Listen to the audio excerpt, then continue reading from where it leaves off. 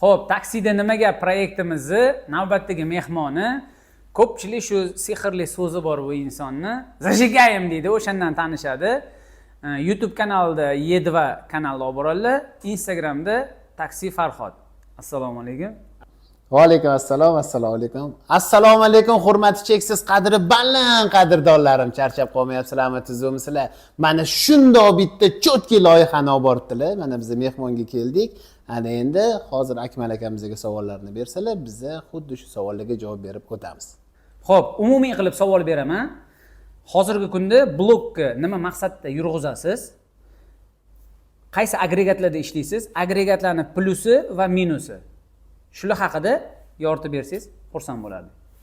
Xo'p, Akmal aka, hozirgi savollaringizni tushundim. Endi javobga keladigan bo'lsak, avvalambor men blog yurg'izishimning sababi bu o'zimning yaqin okaxonlarim, ukalarim, xullas aziz birodarlarimni nimadir plus minus taraflarini tushunmay qolishligi. O'shaning uchun bemalol mana Akmal akamga, Murod akam, taksini jinnisi, mana shu hamma aka-ukalarimizga bemalol aloqaga chiqarsanglar, biz qo'ldan kelgancha yordam beramiz degan maqsadda shularning orasiga kirib olish uchun kanallarni ochganman. Xo'p, endi qaysi agregatorlarda ishlashimni aytib o'tadigan bo'lsam, основной Yandexda ishlayman, chunki Yandexda o'zimning taksi parkim ham bor, bilasiz. Undan keyin MyTaxi, Millenniumlarda ham ish faoliyatini olib boraman. Xo'p. Endi shu sohani plus va minuslar. Xo'p, plus minuslariga kelib o'tadigan bo'lsak, taksida ishlashi plus tarafi bu stabilniy daromad.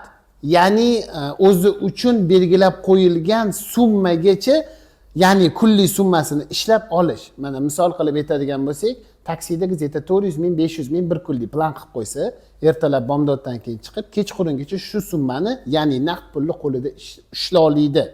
Oylikgacha kutib o'tirmaydi. Mana shu bitta donagina plus tarafi shuni deb bilaman. Minus tomonlari. Minus tarafiga keladigan bo'lsak, eng katta minuslardan bittasi hozirgi paytda haydovchilar uchun nalog chiqarib qo'ygan, bilasizlar. Agarda kim bu narsani eshitmagan bo'lsa, Akmal aka, siz mana yaxshi bilasiz bu narsani.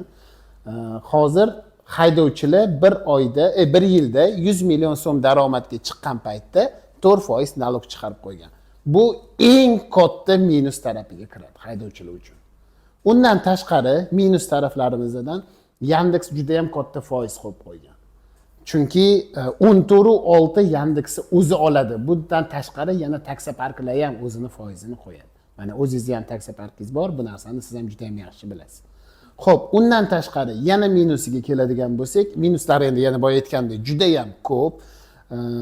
Yana bitta katta minusi bu programmani ishlashi. Ya'ni qanaqa misolda ishlashi, misol uchun klient bilan haydovchini bir-biriga qarama-qarshi qilib qo'yishi, ya'ni urishtirib qo'yishi.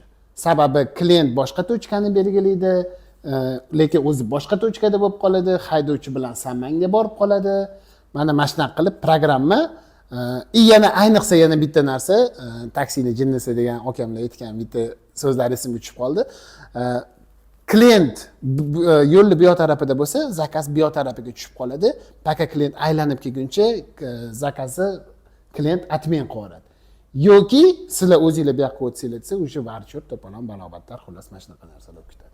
Xullas minus taraflari juda ham ko'p, plusida faqatgina shu aytgandek bor yo'g'i bitta narsani bildim. Minuslarni sanab o'tadigan bo'lsak, soatlab vaqt ketar ekan. Shunaqa.